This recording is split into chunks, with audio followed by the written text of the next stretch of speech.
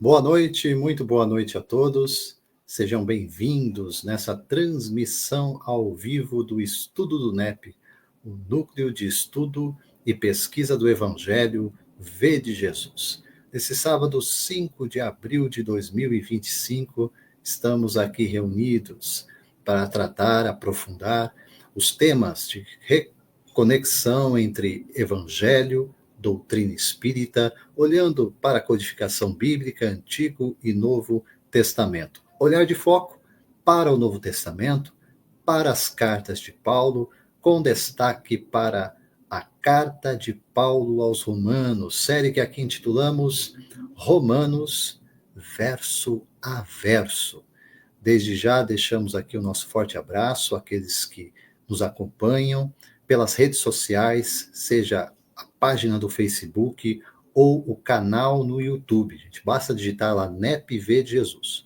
Se você ainda não é inscrito, se inscreva, acione o sino de notificações, isso no caso do canal do YouTube, e receba as notificações das atividades semanais do NEP. O nosso estudo aqui do Romanos verso a verso é às segundas-feiras, às 20 horas. Toda segunda-feira, 20 horas, um novo vídeo de estudo e reflexão em torno da carta aos Romanos. Aos sábados, o que nós fazemos aqui é um resumo do mês, quando conclui, termina o mês, vai então sábado o nosso encontro ao vivo, em que eu, na companhia dos comentaristas do NEP, eventualmente convidados conosco também, vão procurar refletir e aprofundar o sentido daquilo que foi estudado ao longo do mês. Portanto, é o que faremos na noite de hoje, já projetando aqui para vocês, para terem essa ideia, essa clareza, o estudo de hoje, resumo do mês de março, olhando para Romanos, capítulo de número 3, entre os versos 30 a 31, avançando aqui para o capítulo 4, entre os versos de 1 a 3. Aqueles que assim desejarem, gente, encontra esse conteúdo, esse material, cada um desses versos que foram estudados ao longo do mês de março, seja na playlist no canal do YouTube, ou então na própria página do Facebook, lá também os vídeos postados, que foram os estudos ao longo do mês de março. Para cada verso, um estudo. Colocamos ali em torno de 15, 20 minutos no máximo ali, faço essa reflexão, e aqui reunidos então, no resumo do mês, nós vamos procurar aprofundar um pouco mais, extraindo de forma especial aqui as lições ministradas por Paulo nesta carta aos Romanos, que é um documento extraordinário, gente. É um daqueles documentos assim, cuja influência ao longo dos séculos é crescente, Sempre esteve presente na história da cristandade, influenciando grandes nomes. Basta dizer aqui um João Calvino, um Martinho Lutero, um John Wesley, um Agostinho de Hipona, Foram figuras notáveis dentro da história do cristianismo que foram diretamente influenciadas por esses escritos pela carta de Paulo. Lembrando que é uma carta que é ditada, Paulo vai ditar e o escriba Tércio vai anotar essas lições. Na doutrina espírita, a partir da psicografia de Chico Xavier, na obra Paulo Estevão, sabemos um pouco mais a respeito das chamadas epístolas ou das cartas de Paulo. Tem um capítulo próprio lá no Paulo Estevão tratando sobre essas epístolas. Isso é relatado por Emmanuel, por Chico, de que Paulo se reunia com seus colaboradores, por vezes não somente ele, mas os colaboradores contribuíam com seus pensamentos, sendo uma filtragem que vinha do Cristo para Estevão, que dirigia esses trabalhos das redações, da redação das cartas de Paulo, e então vinha de Estevão para Paulo, ou a influência que se abria junto aos demais colaboradores, como já citamos aqui. Então percebemos, gente, que quando nós nos reunimos para tratar desses textos, não são textos datados, textos que serviram apenas e tão somente a uma comunidade cristã lá na capital do Império no primeiro século. Não. Estamos falando de um dos documentos fundamentais da fé cristã, pela qual Paulo vai pontuar de forma clara o ensino, a doutrina de Jesus, a maneira como o mestre ensinara e transmite isso, então, aos seus alunos, discípulos, aqueles que conviveram com o mestre ou não conviveram com ele, ou nós aqui, dentro ou fora de Israel, formando essa grande comunidade de espíritos que procuram, então, a partir das lições do mestre, a sua regeneração. Essa é a nossa busca. Espero que nós possamos, então, aprender e aprofundar um pouco mais na noite de hoje. Não estou sozinho, estou na presença do meu querido André Fernandes e chamo ele para estar conosco nesse momento. André, muito boa noite, seja bem-vindo. Boa noite, Emerson, boa noite, amigos. Obrigado pela oportunidade de mais um estudo aqui dessa revisão. Espero que saiamos bem nessa incumbência. Obrigado. Sem dúvida, muito grato pela tua presença mais uma vez. O André tem estado aqui conosco, né, nesse estudo do Romanos verso a verso, assim como a nossa querida Juliette. Ainda aguardamos a presença da Juliette, ver se é possível ela estar com a gente aqui na noite de hoje, né? Mas o fato é que dentro desse estudo, André, eu acredito que isso seja uma percepção nossa ao lidar com os textos, né? Há, claro, uma necessidade, falávamos a respeito disso aqui em off, né? Procurarmos primeiro nos familiarizar com a linguagem desse doutor da lei, né? Porque assim, o Paulo de Tarso não deixou de ser o Saulo de Tarso, doutor da lei, né? Então ele trouxe todo esse conhecimento profundo que ele tinha de Moisés e dos profetas, né? Daquilo que nós cristãos chamamos hoje de Antigo Testamento, é a Torá, que norteava o pensamento do doutor da lei Saulo de Tarso, e que o Paulo, convertido de Damasco, vai então redimensionar tudo isso centrando em Cristo Jesus, né? E é claro que isso faz toda a diferença, isso reconecta toda a história, é algo que entendo que nós, cristãos espíritas, precisamos aprender a fazer. Ter este olhar paulino, de olhar a sequência das revelações e compreender o quanto nós temos ainda para relembrar as palavras de Jesus, para podermos então explicar e detalhar cada vez mais e melhor as leis divinas, as leis naturais. Porque fora isso, né, André? Que Jesus disse que o Consolador faria, faz, deve fazer. E se temos a convicção que ao Consolador que nós estamos ouvindo, é bom que tenhamos, de fato, esse interesse de relembrar Jesus para caminhar adiante. E nada melhor do que a partir dos textos daquele que o próprio Cristo disse que era para ele um vaso escolhido. André, vamos olhando então, iniciando, né, essa nossa reflexão aqui, pensando nessa sequência de textos, relembrando aqui para vocês, né? Estamos aqui, ó, finalizando o terceiro capítulo da Carta aos Romanos, entre os versos 30 e 31, e adentrando o novo capítulo, que é os 3 primeiros versos do 4º capítulo da Carta aos Romanos, né?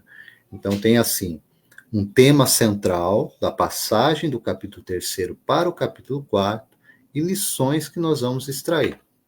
Então, já explicando para aquele que está nos acompanhando, vai nos acompanhar depois, né?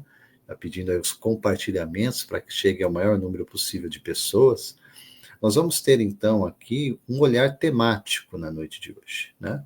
Já fizemos o verso a verso, como dissemos, né? Então, cada verso explicado ali, olhando para o texto, essa é a metodologia padrão que adotamos, né?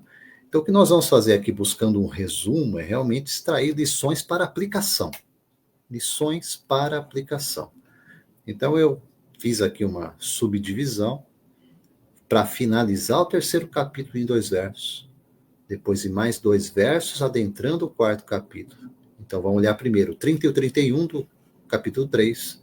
Vamos entrar o capítulo 4, olhar o verso 1 e 2 e concluir com o terceiro verso, né?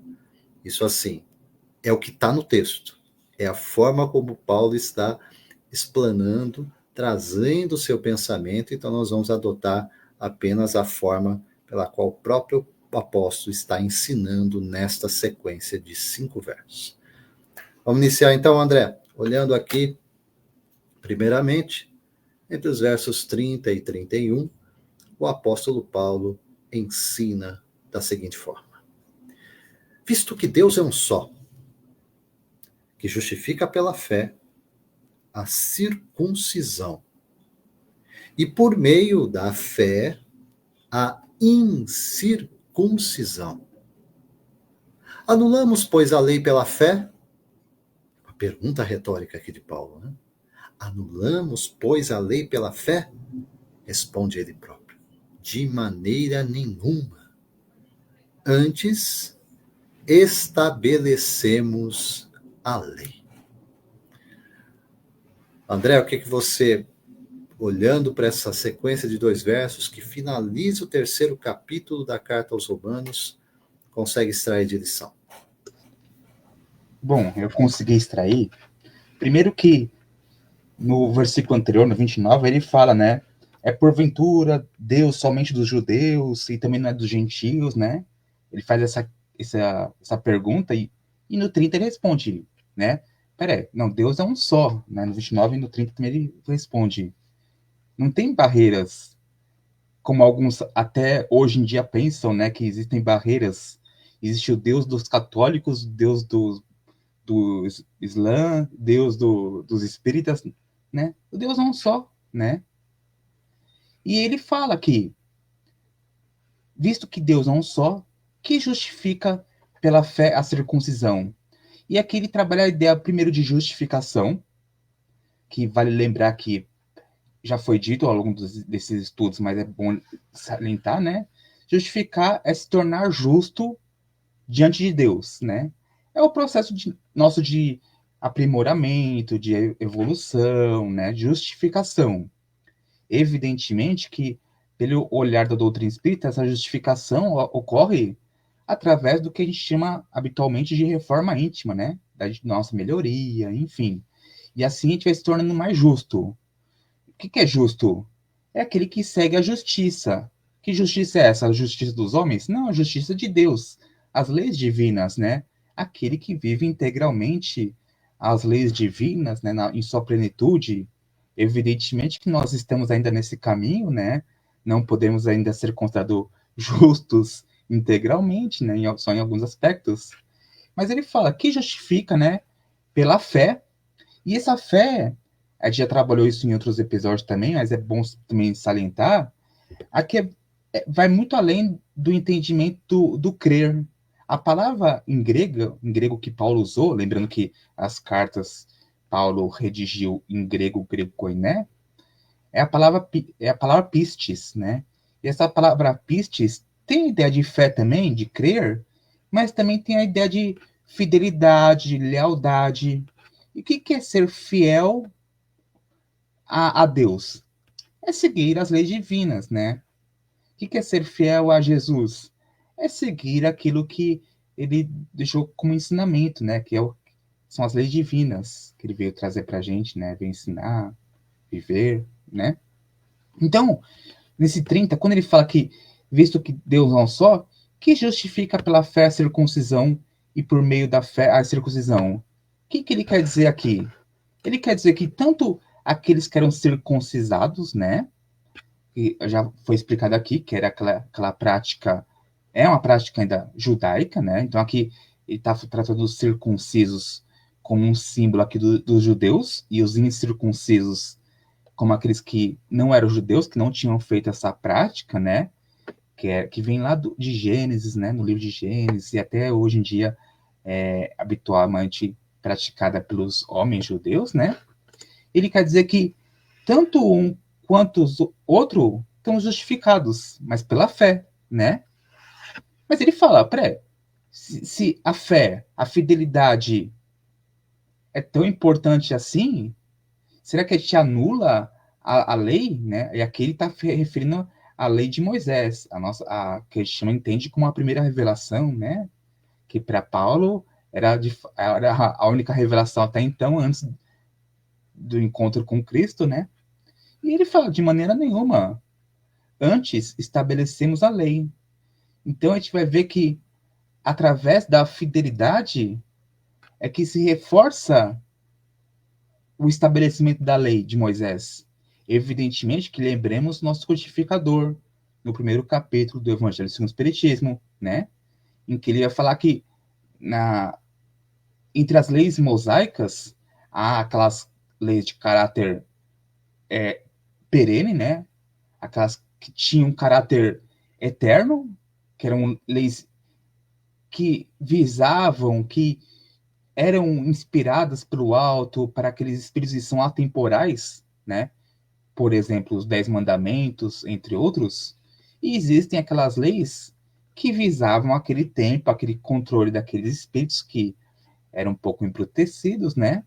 E muitas daquelas leis eram leis rituais, leis práticas que eram acessórias, digamos assim, não era a essência, né?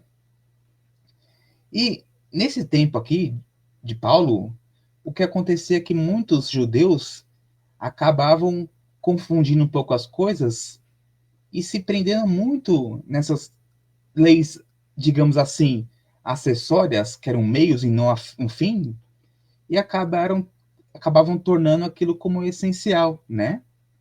E Jesus, inclusive, ele ia falar, né, resumindo todas as leis, todas as 613 leis de Moisés, como o amor a Deus e amor ao próximo, como, assim, como a ti mesmo, né? Como essa grande síntese.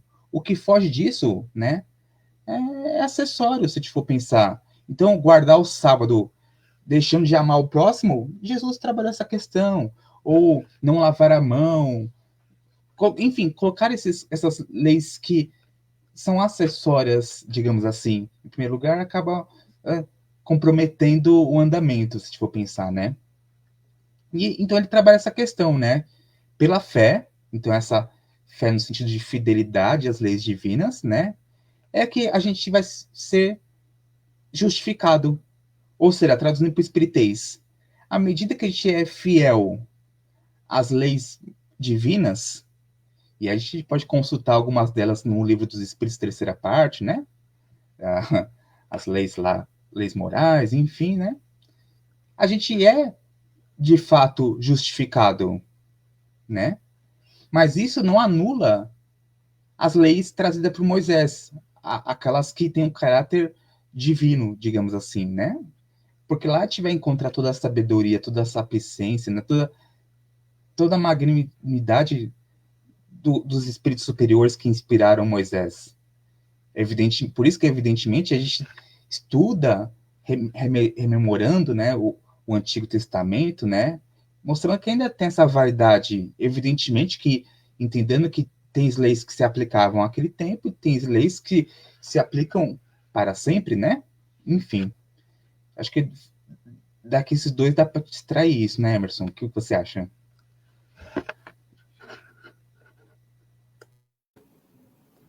Muito bom, André. A questão realmente, você bem disse, né, traduzindo aí para o espiritês, que é uma forma de aproximar uma linguagem que, como já dissemos aqui, é distanciada em mais de 20 séculos, de uma outra cultura diferente da nossa, né? Mas também estamos falando de um apóstolo que é um apóstolo dos gentios, ou seja, dos estrangeiros. E ele está escrevendo uma carta para uma comunidade da capital do império. Então, basicamente, embora estejamos falando de uma comunidade mista, né, que é a comunidade em Roma, havia judeus também, muitos deles já haviam fugido de Jerusalém e outras perseguições, ido para a capital do império e lá se juntaram com outros cristãos convertidos em Roma para formar essa comunidade. Mas o fato aqui é que estamos falando de um Paulo que conhecia Moisés e os profetas, como eu disse, de uma forma, de uma profundidade única, e que precisa traduzir esse pensamento de quem não sabia das 613 leis, mandamentos, né, de Moisés, sequer conhecia o decálogo, pensando dos não-judeus, né, e que de repente via em Jesus uma via que trazia para eles uma ruptura com tudo aquilo que eles tinham recebido até então, no que se refere à relação, o relacionamento com o sagrado, né? Nós não podemos esquecer, a gente fala de politeísmo, da crença de muitos deuses, né? Não deixa de ser uma forma de nos relacionarmos com o sagrado.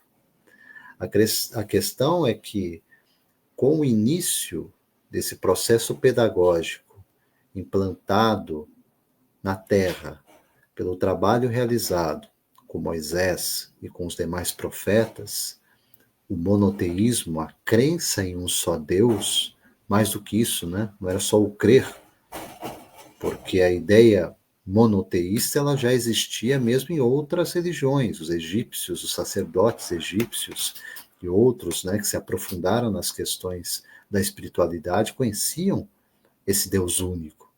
Agora é a primeira nação que vai se estabelecer e trazer um culto público a esse Deus. Né? É isso que Israel traz como algo novo. Um culto público que vai então formatar todas as suas relações cerimoniais, civis, religiosas, a partir deste centro gravitacional. Há um só Deus. Aos trancos e barrancos, né, Emerson? Antes do Antigo Testamento, eu pensei que era uma linha reta. Ah, não. Abraão estabeleceu o monoteísmo, aí foi um mar de flores, mas estudando mais a fundo as quintas-feiras em um grupo que o Emerson às vezes participa com a gente vê que o povo se desviava um pouco, aí vinha um profeta puxar o pessoal para lá.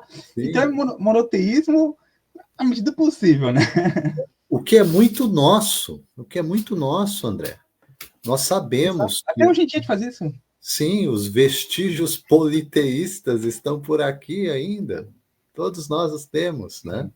Então, assim, quando nós vamos à doutrina espírita, você pega, por exemplo, um sexto capítulo do Evangelho segundo o Espiritismo, e lá nós temos lá, né? O Cristo Consolador.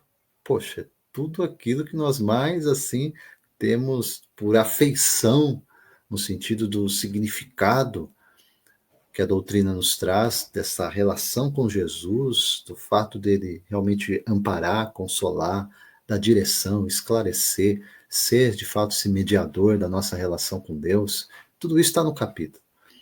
Mas quando você pega o Espírito de Verdade, neste capítulo, Cristo Consolador, na principal obra de comentários aos evangelhos, que é essa obra de Allan Kardec, encontramos as bases pelas quais nós interpretamos o Evangelho à luz da doutrina espírita, nós vamos ver o Espírito de Verdade dizendo assim, ó, todas as verdades estão no cristianismo.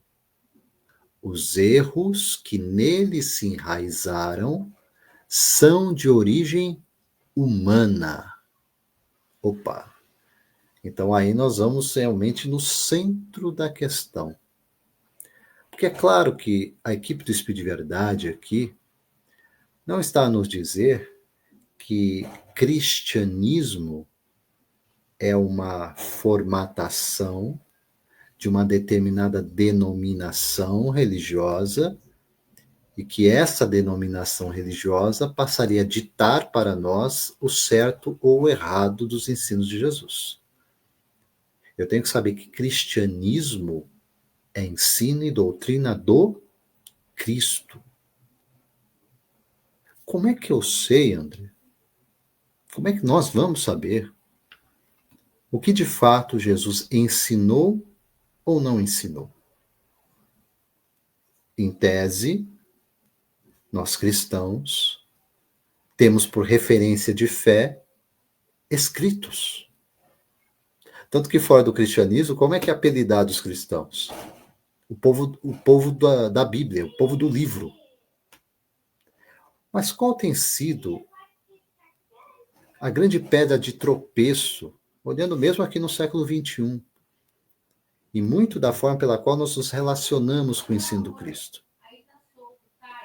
Se no politeísmo nós transferíamos isso para os muitos deuses, nós vamos ver no cristianismo vestígios disso ainda, pelos quais nós vamos focar a nossa fé em ritualísticas, em liturgias, em determinados cultos que nos mantêm distraídos do centro da fé cristã, que é uma pessoa, que é um homem.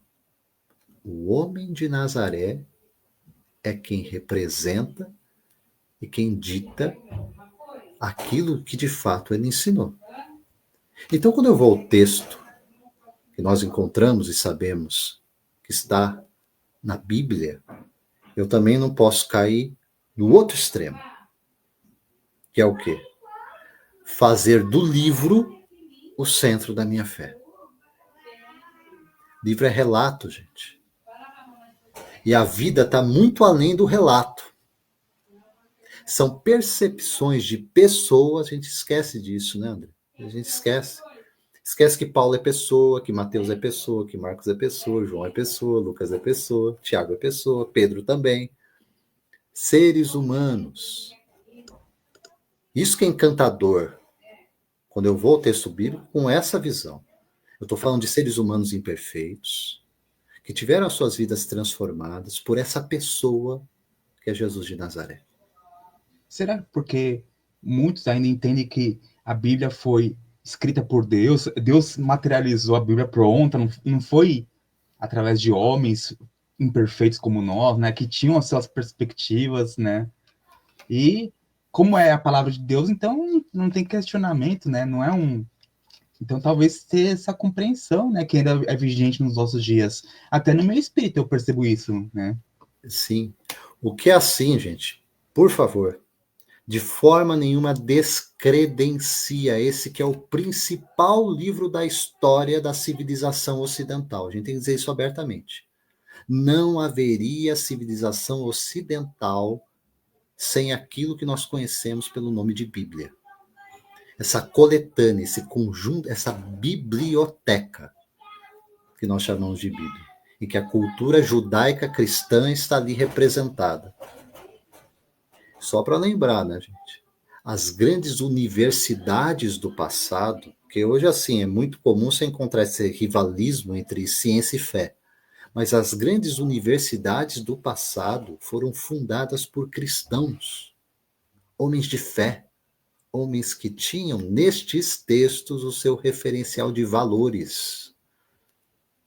Era muito comum os grandes compositores das mesmas músicas clássicas, que hoje são assim adotadas e cantadas aí como uma grande referência de qualidade musical, mas elas eram, muitas delas, assinadas pelos compositores com referências religiosas cristãs, dando glória a Deus, coisas que são impensáveis nos dias de hoje. Lembram Isaac Newton, né? Ele Sim, escreveu mais sobre religião do que sobre física. Olha que interessante, né?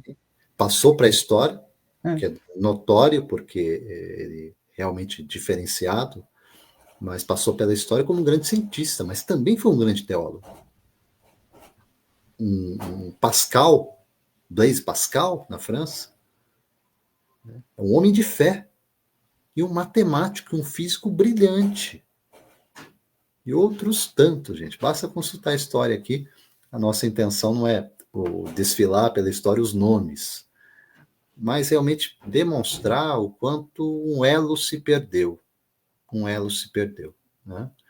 Então, a pergunta retórica de Paulo aqui sobre se anulamos, pois, a lei pela fé, e a resposta é de maneira nenhuma, é um brado de Paulo, no sentido de dizer assim, pelo contrário, agora sim é que a lei passa a ter sentido. Porque se a lei for apenas um conjunto de regras, um formalismo, cujo não cumprimento eu me sentirei apenas mais um penalizado por não cumprir essas leis, a minha relação ainda estabelecida pelo medo. Tudo o que não é evangelho. E é algo Evangelho. E algo que era muito. Estava acontecendo muito nos tempos de Jesus, né? Que existia muito mais uma relação homem com lei do que homem com Deus. O pessoal está mais preocupado em seguir normazinhas do que ter esse contato direto com Deus, né, Emerson? É.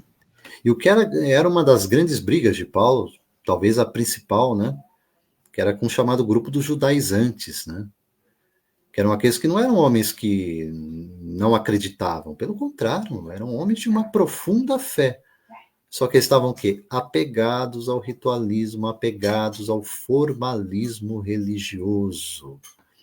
Lembrando que Jesus, as poucas vezes que Jesus vai se alterar no evangelho, se alterar no sentido de dar mais ênfase à fala dele, né? Ser mais enérgico nas falas, não é com os desviados do caminho, os chamados pecadores, tal. São os fariseus. Os que São aqueles, conheciam, né? sim, são assim, vamos dizer, os ensinadores oficiais da lei de Moisés. Com ele, Jesus eleva o tom. Que fala assim, vocês conhecem, vocês sabem, vocês estão desvirtuando por interesse próprio, por interesse pessoal. Jesus eleva o tom. Né? A gente vai perceber aqui os males causados pelo fato da gente, de repente, se apegar demais à letra, se apegar demais às regrinhas, querer encaixar comportamentos para dar satisfação externa, ter tanta preocupação com reputação e ter muito pouca compreensão do sentido profundo de estabelecer relacionamento. Eu acredito que tudo que nós falamos aqui a respeito dessa fé e fidelidade, ela só tem sentido se tiver essa via de relacionamento. Uma André? vez eu vi o padre Fábio de Mello falando que o Brasil é um país com muita religiosidade, mas pouca espiritualidade. Faz sentido. Religiosidade é uma coisa exterior, é um caminho, mas espiritualidade, né, é outra, né? Então ainda hoje a gente se apega muito às questões rituais, exteriores. Mesmo o espírita, a gente vai até o centro espírita, segue uma cartilha de prece, paz, né? Enfim. E esse é um meio, evidentemente tem sua importância muito válida, mas não é tudo, não é por frequentar um centro espírita que a pessoa estará justificada, puxando. Se Paulo fosse falar para os espíritos hoje em dia, ó, não é por você tomar passe 30 anos, não é por você frequentar, não é por você fazer isso que você está justificado. O negócio é mais embaixo, né, Emerson? Exatamente, exatamente. E E outro para isso, ponto. Opa, sendo, não, outro ponto que eu acho que seria interessante destacar que, como você bem falou, aqui Paulo está escrevendo ali para o pessoal de Roma, os fiéis de Roma, né? Alguns eram gentios, vinham da fé politeísta, outros eram ex-judeus que se converteram. Mas era interessante salientar que, nesse tempo, ainda não existia uma divisão muito clara o que era judaísmo e o que era cristianismo. O cristianismo, no meu entendimento, qualquer coisa me corrija, Emerson, está muito ainda atrelado ao judaísmo como se fosse um braço muito judaico ainda, né? É uma vertente. Evidentemente, com os esforços de Paulo, que esse ramo, né, que é um ramo do judaísmo, foi se soltando e virando um ramo próprio que a gente chama hoje em dia de cristianismo. Hoje em dia, para a gente é muito claro, uma coisa é cristianismo, outra coisa é judaísmo. Por mais que a gente tenha base em comum, enfim, mas são duas coisas distintas. Nesse tempo aqui, principalmente para os judaizantes, que o Emerson citou agora há pouco, enfim, ainda não tinha muito essa distinção. Então, para alguns judaizantes era importante ainda continuar, por mais que acreditassem em Jesus como Messias, continuar com as práticas judaizantes. E Paulo vai trabalhar essa questão, né? Mesmo e eles pegaram no pé naqueles que não eram judeus, né? Que se tinham convertido. Para você ser cristão, essa nova fé, você precisa também seguir a lei de Moisés. Isso inclui você ser circuncidado, guardar o sábado, comer comida kasher, enfim, né? Então, houve esse trabalho de Paulo, não só nessa epístola aqui, mas em várias epístolas, né? Esse trabalho de acabar mostrando, ó, isso aqui é uma coisa, isso aqui é outra coisa, né? Tem coisa que tinha sua importância, mas agora com Jesus a outra importância. A própria circuncisão aqui que ele fala, né, dos circuncisos, é uma questão que houve até um embate, né? E existia, evidentemente, aqueles que acreditavam, opa, para ser cristão, né, para ter essa fé em Jesus, como a gente veio do ramo do judaísmo, a gente precisa ser circuncidado, por exemplo. Então, os homens tinham que passar por esse procedimento. Inclusive, gerou até um conflito ali com o Tiago, na casa do caminho, né? E é um dos pontos que Paulo vai trabalhar, né? Então é bem interessante essa questão por que ele está falando de lei, de fidelidade, enfim, por causa disso, né? Para tentar para mostrar o que é uma coisa, o que é outra coisa, será que é importante? Aqueles que se converteram, não eram judeus, não têm conhecimento nem nada da lei de Moisés, qual a importância disso, né? Enfim, eu acho interessante colocar esse contexto, né? Sim, André, sim, sem dúvida. E lembrando assim, Paulo até hoje, né, apanha de alguns historiadores, entre aspas, o apanha, né, de alguns historiadores, exatamente por ser colocado como culpado de estabelecer um cristianismo nessa Muitos, separação. muitos colocam Paulo como o fundador do cristianismo, alguns colocam Jesus do Paulo, né? Paulo que Sim, sim. fundou. Esquecendo que esse próprio Paulo de Tarso declara na carta aos Gálatas, né, uma outra carta de Paulo dentro do Novo Testamento, que ele não recebera o evangelho de homem algum, mas do próprio Jesus Cristo. Mas espírita que isso é impossível, né? Só lembrando, o homem de Nazaré morreu na cruz, voltou para ensinar o evangelho a quem ele não conheceu pessoalmente. Né? Então, de que forma Paulo recebeu o evangelho de Jesus Cristo? Né? Então, aquilo que ele ensinara, por mais que você tente, de alguma forma, trazer o contexto, o fato de estar dizendo, tratando sobre um assunto a partir de uma perspectiva de um doutor da lei, e que ele vai ter esse embate com os judaizantes, tem toda uma questão sociocultural envolvida nisso, tudo isso é secundário, absolutamente secundário. E me parece que o cerne do pensamento de Paulo consegue transmitir isso para que tenha os olhos de ver, né? Que é desse centro gravitacional que é a pessoa de Cristo que ele está falando em todas as suas cartas. Quando ele está dizendo aqui que o que estabelece a fé, o que estabelece a lei é a fé, ele pode perfeitamente, ou poderia perfeitamente escrever aqui Cristo. Porque a fé, eu vou ter fidelidade para com quem? Qual o meu referencial do certo, do errado, dessa relação com Deus a partir de então? Que não é Só o homem, pode. né? Não é o homem que viveu na Galileia, mas é o Cristo, né? É muito mais do que o homem. O homem foi passageiro, viveu ali na Galileia, né? Durante seus 30 e poucos anos, mas morreu. Mas Sim, Cristo é algo que vai muito além do da homem, né? Que ainda é muito incompreendido, porque o pessoal adora muito o homem, Jesus de Nazaré, tem estátua de Jesus de Nazaré, enfim. Evidentemente respeitamos as crenças, mas a gente vê que Paulo vai trabalhar com algo muito além dessa questão do Jesus encarnado. Ele aprendeu Jesus em espírito. Então, ele vai trabalhar uma ideia de Cristo, né? Vai em espírito. A ideia é muito maior, né, Emerson? você vai pegar esse mesmo Paulo na carta aos Colossenses, por exemplo, dizendo que ele, Jesus, é a imagem do Deus invisível.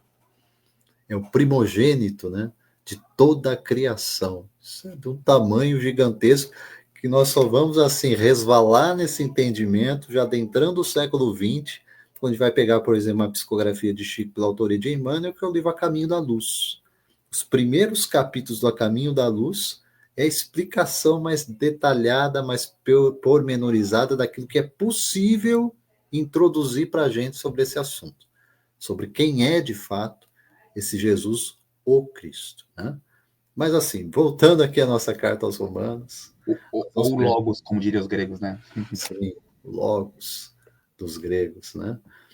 E aqui, ó, adentrando então o quarto capítulo, depois de Paulo declarar abertamente que aquilo que estabelece a lei é a fé, ele vai então trazer, iniciando aqui o quarto capítulo, para dizer para a gente: que diremos, pois, ter alcançado Abraão? Ele vai lá no Antigo Testamento, vai pegar o primeiro dos patriarcas, gente. Isso aqui a gente está passando, gente, quase uns 2 milênios antes de Moisés. Então, assim, antes de falar qualquer coisa aqui, a época de Paulo, nós estamos percorrendo aí mais de 3 milênios, gente. Que diremos, pois, ter alcançado Abraão, nosso pai, segundo a carne? Falando de uma descendência étnica, né? Num primeiro ponto, num primeiro momento, Abraão como patriarca, o pai da nação, viria a ser Israel. Porque se Abraão, explica Paulo, porque se Abraão foi justificado pelas obras, por algo que ele tenha feito, tem de que se gloriar. Nós diríamos o quê? É mérito de Abraão, não é isso? Mas se assim o fosse, ele não teria, né? Mas não diante de Deus. Ele não teria do que se gloriar diante de Deus se o mérito fosse dele. Seria uma glória pessoal. Eu pergunto, André, quem de nós, se tivesse nesse minuto a possibilidade de que por uma iluminação divina a gente estivesse diante do próprio Cristo, alguém aqui conseguiria bater no peito e falar: o que eu progredi até agora foi por meu mérito? É igual eu vejo de vez em quando em entrevistas, a pessoa que atingiu um certo sucesso materialmente falando, a pessoa, não, eu cheguei onde eu cheguei sozinho, né? Peraí, então quer dizer, ela nasceu como? Ninguém deu comida para ela, ninguém não teve professor, não Não adianta. ensinou a andar, não ensinou a escrever, não ensinou nada, Não, nasceu sabendo. e tem um monte de gente que fala isso. É a arrogância pura de não entender todo o mecanismo, o tanto de engrenagens, né? Hoje, para a gente estar aqui, alguém plantou para a gente comer, para a gente estar aqui firme e forte à noite, alguém está sustentando a empresa de energia para ter luz para acessar aqui a internet, enfim. E achar que a gente é autossuficiente, né? Ainda mais descartando Deus do centro e colocando a gente como autossuficiente, como aquele arquétipo, né, de Adão, de Eva, que descarta Deus, né, do centro da criação e não, agora eu tô colocado, né? E aqui eu acho que também toca num ponto muito interessante, né, que às vezes a gente esquece de pensar, porque a gente imagina assim, a gente vê nas imagenzinhas, nos filmezinhos, Abraão, Isaac, Jacó, vestidos como judeus, atuando como judeus, mas vamos lembrar, pessoal, que os patriarcas vieram muitos séculos antes que existisse qualquer referência de lei. Moisés, Abraão não tinha uma Torá, não tinha um livro, vou seguir a lei. Então, Abraão não guardava o sábado, Abraão, enfim, não frequentava o templo, nem existia um templo, né? Então, era uma fé de Abraão, que era o pai da fé, né? Muito pura, digamos assim, né? Sem esse monte de regras que evidentemente foram importantes para conduzir aquele povo ao longo do século, né, aquele grupo de espíritos, mas era uma fé pura, né? E ele tive a confiança que ele tinha, como você falou, eu acho que eu vi um estudo você falando, um dos últimos, né? A fé que ele tinha de largar tudo e ir para a Terra Prometida, de sacrificar seu bem mais precioso, que era Isaac, né? Simbolicamente falando. Então a gente vê essa relação pura que ele tinha de fé total em Deus, né? Que é o que vai ser trabalhado até no versículo seguinte, né? Exato. André, tô vendo aqui que nós somos agraciados na noite de hoje pela presença da nossa querida Juliette. Ela estava esperando a vibração aumentar para poder se adensar entre nós, materializar. Sim. Espírito Agora que superior é assim. Então, vamos crer então que a gente sintonizou agora com a lição, preparou o ambiente, agora vem com a gente, Juliette. Muito boa noite, Olha, querido. André, Olha ela aí. meus amigos, me perdoem. Eu estava sem luz. Eu tentei entrar pelo celular, mas o StreamYard não entra no celular, não sei porquê. Não sou boa nisso, então não sei. Mas fiquei aqui a postos, assim que voltou, eu estou aqui. Me perdoem. Isso que a Lucy fez. Oi? Esse que fez, a Lucy fez. Pois é. E olha, e eu cheguei na hora de Abraão. Abraão, o pai da fé. Abraão, o símbolo do Antigo Testamento, o nosso pai da carne, né? Na verdade, o nosso grande ascendente. Somos todos descendência de Abraão, graças, lógico que sabemos todos que os desígnios de Deus seriam cumpridos, mas imaginem vocês sem a fé de Abraão. Se ele tivesse dito, não, diga, meu. Posso pedir exame de DNA de Abraão? Claro que pode, eu tenho certeza que você vai achar de Deus e de Abraão aí tudo misturado. Ele largou tudo. O meu amigo André, sabe, Emerson, e amigos, boa noite, amigos, me perdoem pela confusão. Eu falo de fé de uma maneira muito assim, intensa, porque e do Antigo Testamento, que vocês dois sabem o quanto o Antigo Testamento conversa comigo, né? E nós dois temos assim uma relação muito grande, porque com certeza eu estava lá gramando no deserto, com certeza. Estava lá adorando aquele ídolo de ouro, gritei para Moisés, com certeza eu estava lá. Mas quando eu fui aí aprendendo, hoje eu entendo essa fé como você ter fé, Emerson, no invisível, no inimaginável e no impossível é algo que só pode vir da onde? Do mais profundo do seu coração. E essa é a fé de Abraão. Quando ele ouviu a voz de Deus, ele não piscou, ele não olhou para ver as panelas que ele tinha, se ele tinha bem, se ele não tinha. Ele catou o pouco que ele tinha, ó. Faço que. E nós? Porque nós ouvimos a voz de Deus. Nós ouvimos a voz de Deus quando nós olhamos para o céu e as estrelas falam conosco. Nós ouvimos a voz de Deus quando um filho nosso chega para a gente e diz: oi, mãe, eu te amo. É a voz de Deus. Nós ouvimos a voz de Deus quando a cura de um ente querido que você nem imaginava acontece. Ou pequenas outras coisas, entre aspas. E a gente escuta a voz de Deus. E a gente escuta, a gente segue o caminho que ele está nos mandando, a gente nos reforma, a gente se nos modifica quando ele fala conosco. Nós temos a fé de Abraão.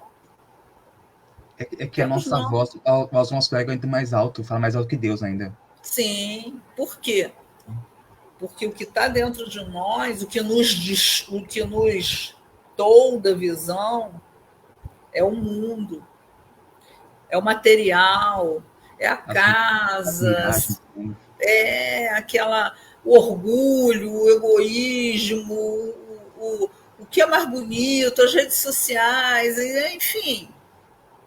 E até muitas vezes o amor, que não é mais o amor, né? Já deu aquele passo para o apego aos nossos amores e aquele apego que a gente ainda, apesar dessa doutrina maravilhosa, ainda não consegue tratar como somos todos iguais. Eles só nos vieram como amores porque a gente precisava ali de um relacionamento humano para poder resolver algo.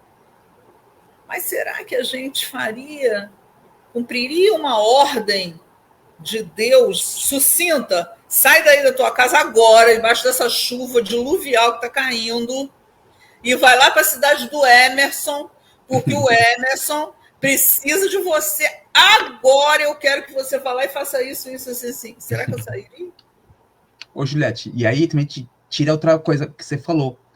A questão da fé, que a gente falou agora há pouco, que a expressão pistes em grego, né? Que é questão também de fidelidade, a gente vê que fé de acreditar e fé de fidelidade não são coisas separadas, é de mão dada. Então, Abraão teve fé de acreditar, mas tem fé também de fidelidade, é emular, né? Desígnios. A fé hebraica. De desígnios, exato. A fé hebraica, que o sentido de fé, o emuná, né? Desculpa, hebraico, é aquela fé, fidelidade, confiança. É a fé, não é cega, gente. É uma fé que vem de dentro, é a certeza absoluta que você tem que, cara, não tem como dar errado. Que você é o missionário, que é você que tem que fazer aquilo ali. Ele está mandando, acabou e pronto. Você não tem que ficar discutindo com ele. Isso é fé. Você não pergunta como você vai, de que jeito você vai, se você vai subir algum morro, se você tem dinheiro, se você não tem... Não, você só faz. Isso é emuná. Né? E era o que Abraão tinha, o que Paulo desenvolveu maravilhosamente, gente. Paulo nos dá um exemplo que eu, na minha pequenez, acho que o ser humano, outro Paulo no planeta, nem sei se já surgiu, mas eu não tive essa honra, nem de ouvir falar, mas alguém que perseguia e se transformou em alguém que deu a vida pelo Cristo, pelo invisível, porque ele não conheceu o Cristo. O Cristo que era o quê? O mensageiro, o mediador, não é isso, Emerson? Você fala isso muito bem. O mediador entre Deus e nós. Ele pegou o filho amado, vai lá, explica para esse povo que eu os amo e que a minha justiça é amor. E que justificar pela fé não é nada mais do que a minha misericórdia. Que está tudo certo, eles estão errando, ok. Mas eles precisam aprender com os erros. Mas eu estou aqui por eles. E essa é a grande maravilha de Paulo, nos ensinar isso, né? E a gente precisa beber nisso. Muito bom. Sim. Muito amor. Muito bom ouvi-la, Juliette, estando conosco aqui nesse estudo da noite Obrigada, de hoje. Meu amigo. Só relembrando, pessoal, estamos aqui, gente, resumindo o mês de março, que estudamos aí entre o capítulo 3º, finalizando, entre os versos de 30 a 31, avançando para o 4º capítulo, entre os versos de 1 a 3. Aqueles que quiserem aí de forma detalhada cada um dos versos, devidamente na playlist no canal do YouTube, vocês encontram na série Romanos verso a verso. Nosso estudo sempre às segundas-feiras, né? Entrando na reta final aqui do nosso estudo, reflexão, desse nosso encontro ao vivo de hoje, do NEP V de Jesus, nós temos então o verso 3º do 4º capítulo, que é mais uma das perguntas, né, retóricas do apóstolo Paulo. Pois que diz a Escritura? Ponto referencial com relação a Abraão, que ele já dissera, né, a forma pela qual ele fora justificado. Pois que diz a Escritura? Paulo responde: creu Abraão em Deus, e isso lhe foi imputado, sentido de imputado aqui é atribuído, declarado como justiça. Então, assim, lógico que Paulo aqui está fazendo uma referência direta ao livro do Gênesis, que é o livro da criação, onde encontramos lá a história do patriarca Abraão, o primeiro dos grandes patriarcas, como já dissemos aqui, está falando sobre essa justificação. Eu dizia para o André aqui, Juliette, assim, nós espíritas podemos ter dificuldade de lidar com alguns temas que são frequentemente tratados e têm uma relevância muito grande na teologia tradicional. Um desses temas é o da justificação pela fé. Nós vamos ver que nós tivemos uma reforma, chamada Reforma Protestante, no século XVI, em que o monge agostino Martinho Lutero focou, deu ênfase central a essa doutrina, justificação pela fé. Mas também não tem como negar que eu olho uma carta como a carta de Paulo aos Romanos e sei que o tema central daquilo que Paulo está explicando passa por este conceito, justificação pela fé. Associar isso à doutrina espírita é lógico que exige de nós olhar primeiro para Jesus e depois compreender do que Paulo está falando. E quando eu olho para Jesus, que disse, a tua fé te salvou, está dizendo o que para a gente? Quando no Evangelho segundo o Espiritismo, por exemplo, nós temos uma mensagem no capítulo da fé, que é o capítulo 19, no Evangelho segundo o Espiritismo com Allan Kardec, nós vamos ver lá que uma das mensagens dos benfeitores espirituais está assim, fé, mãe da esperança e da caridade. Portanto, é a fonte geradora, é aquela que dá vida ao que nós esperamos sem ver. Lembrando do próprio Paulo, na carta aos Hebreus, ele vai definir isso que a Juliette trouxe aqui para a gente de forma tão linda. Ele vai dizer o quê? Fé firme fundamento das coisas que se esperam, prova daquilo que não se vê. Essa fé no invisível que eu não consigo tocar, eu não consigo pegar, eu não consigo apalpar, eu não consigo adorar diante das minhas vistas, mas que me visita com uma clareza tão grande que o raciocínio não tem como negar. Antes se apropria para dizer com Kardec que, de fato, não tem fé cega. Ela se reafirma face a face, diante da ciência, diante dos argumentos, diante da lógica mais clara. Porque Deus se manifesta para a gente através de leis. E o que Paulo está declarando para a gente na noite de hoje é que o fundamento da lei é a fé. Que não é algo que a gente não tem como definir. A fé é algo real. A fé é algo vivido. A fé é algo detectável a partir do momento que eu sei que essa fidelidade tem a ver com este meu relacionamento com Deus, que é algo que foi ferido diretamente. Esse é o nosso grande problema, a gente tem que reconhecer isso. É disso que eu tenho que me arrepender. Deus me ama e eu rejeitei isso. E quando eu penso assim, não, então eu tenho que ir lá resolver isso, por nós mesmos nós não vamos. E a gente é orgulhoso, a gente é vaidoso. A gente sofre do ego. A gente tem uma patologia chamada egoísmo. Então a gente está centrado em nós mesmos. Quando a Juliette trouxe aqui para a gente falar da justificação e usou a palavra misericórdia, foi no centro da questão. Porque a justificação em si, gente, tem a ver com perdão.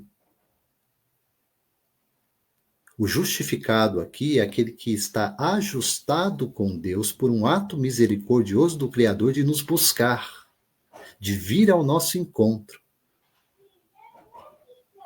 E quando vem ao nosso encontro e nós temos esse despertamento, aí eu percebo, opa, algo não vai bem em mim, e a única resposta para eu sair desse lugar de estagnação é Deus. Ele preenche todo, absolutamente todo o meu vazio existencial. Eu me arrependo no sentido de mudou a mente, mudou a rota. Eu reprogramo o caminho.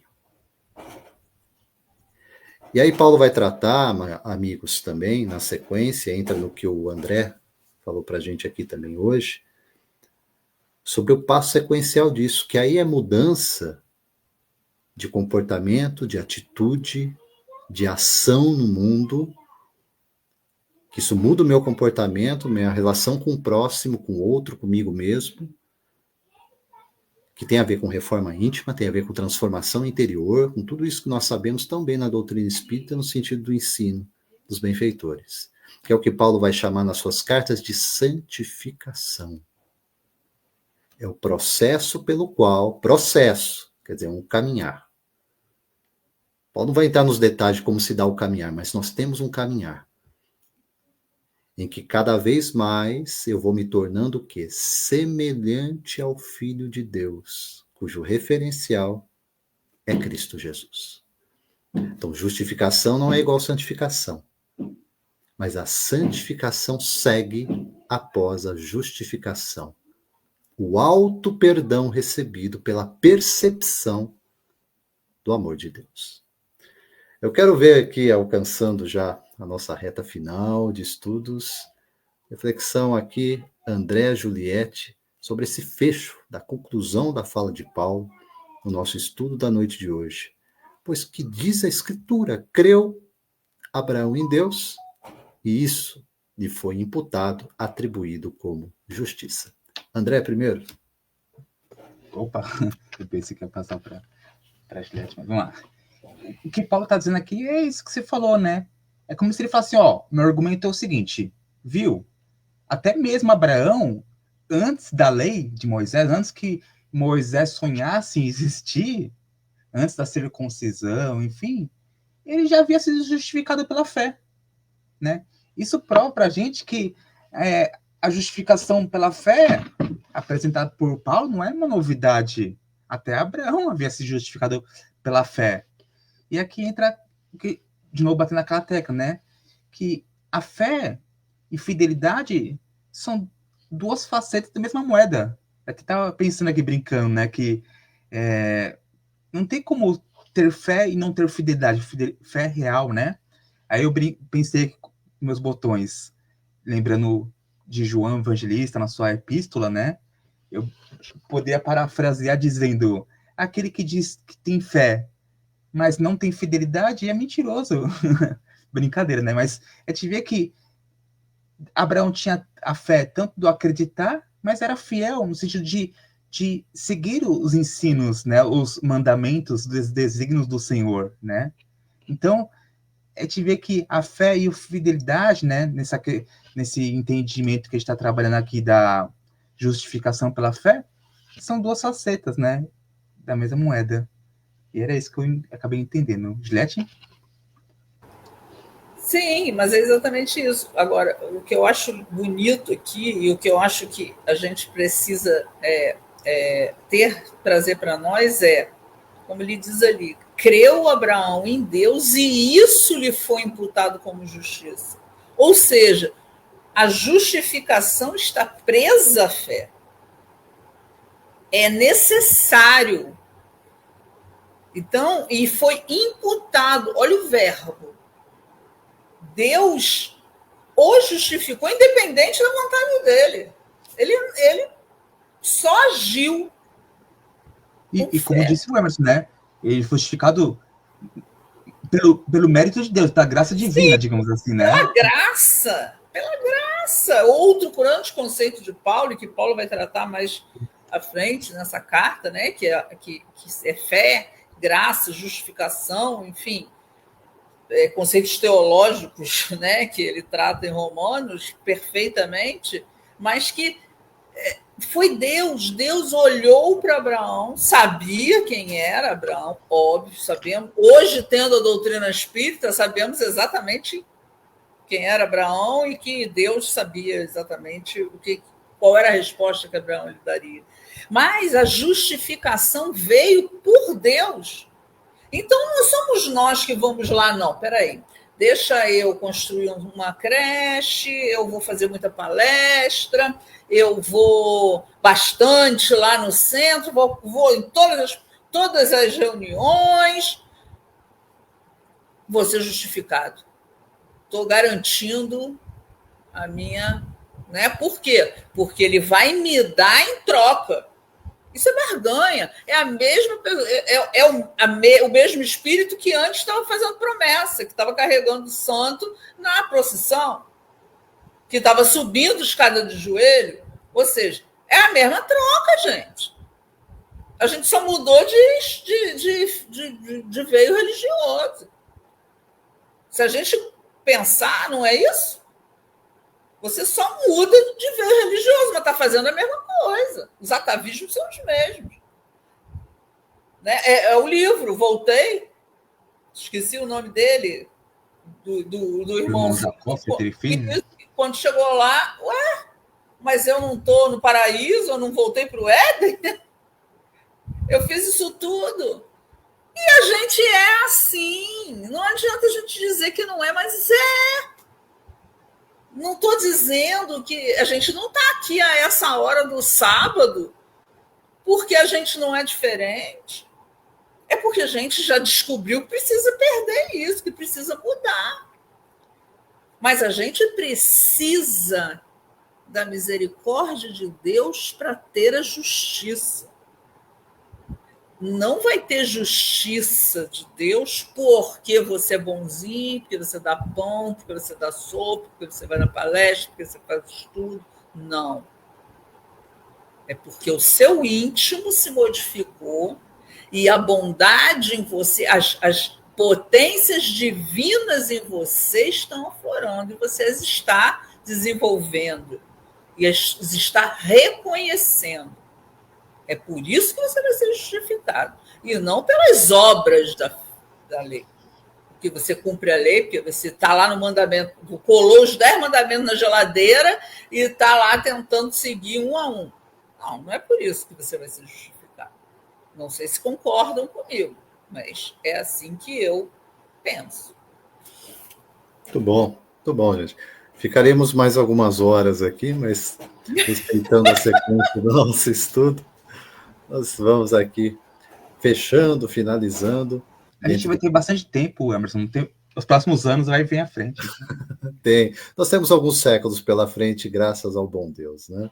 Mas por hoje, refletindo em torno aqui do estudo que tivemos ao longo do mês de março, né? Recapitulando aqui, Romanos 3, entre os versos 30 a 31, e iniciando aí o 4º capítulo, entre os versos de 1 a 3, dessa nossa série Romanos verso a verso, gente. Fica a dica mais uma vez, pela página do Facebook ou canal do YouTube, basta digitar lá NEP V de Jesus. Às segundas-feiras, sempre às 20 horas, vídeo novo aí, dando sequência a esta metodologia de olhar cada um dos versos da carta de Paulo aos Romanos, procurando então reconectar esse entendimento à luz da doutrina consoladora. Eu só quero agradecer aqui André Fernandes, Juliette Neira com a gente na noite de hoje, e a sequência que teremos aí ao longo desse ano de 2025, já na 3ª temporada da série Romanos verso a verso. Eu vou deixar aí as palavras finais para o André, de agradecimento, também para a Juliette, para que a gente possa fechar o nosso estudo hoje. André primeiro? Eu queria só dizer que nós que agradecemos pela oportunidade, né? Não precisa agradecer, ao contrário. A gente que precisa do serviço, né, Juliette? Para relembrar sempre o que nós viemos fazer aqui, né? Com a nossa destinação. Então, muito obrigado. E obrigado aos amigos. Juliette. Eu sou muito grata, Emerson, pela oportunidade, por estar com você e com meu amigo querido, que é sempre um prazer enorme estar com ele. E você, que é um professor, um mestre, que sempre traz para a gente um caminho novo, um pensamento novo, uma linha nova. É impressionante, Emerson. Te ouvir sempre dá um clique. Alguma coisa que a gente, né, André? A gente sempre comenta isso, que ouvir o Emerson é algo que a gente... Poxa, mas eu não tinha pensado nisso. Como é que o Emerson chega a essas conclusões? E aí a gente segue dali e abre mais um leque para a gente. Nós somos muito gratos por isso, meu amigo, por essa oportunidade. Amigos queridos que estão aqui conosco, quem for ouvir depois, boa noite. Sejam muito bem-vindos sempre ao nosso estudo e que Deus os abençoe. Juliette, a gente vê que a graça divina nos alcança também através dos amigos que ele coloca na nossa vida. Claro, sempre! E é por isso que estamos aqui juntos, gente, estudando, e o convite para todos nós é esse, né? Fazer essa trilha tendo sempre como referencial os anjos. Mestre Jesus, né? Com ele e por ele, prosseguimos. Amados, muito boa noite, que Deus nos abençoe, que a gente possa prosseguir perseverando nesse caminho. Paz, luz, sabedoria hoje e sempre, gente. Até a próxima. Até a próxima, amigo. Até breve. Fica com Deus.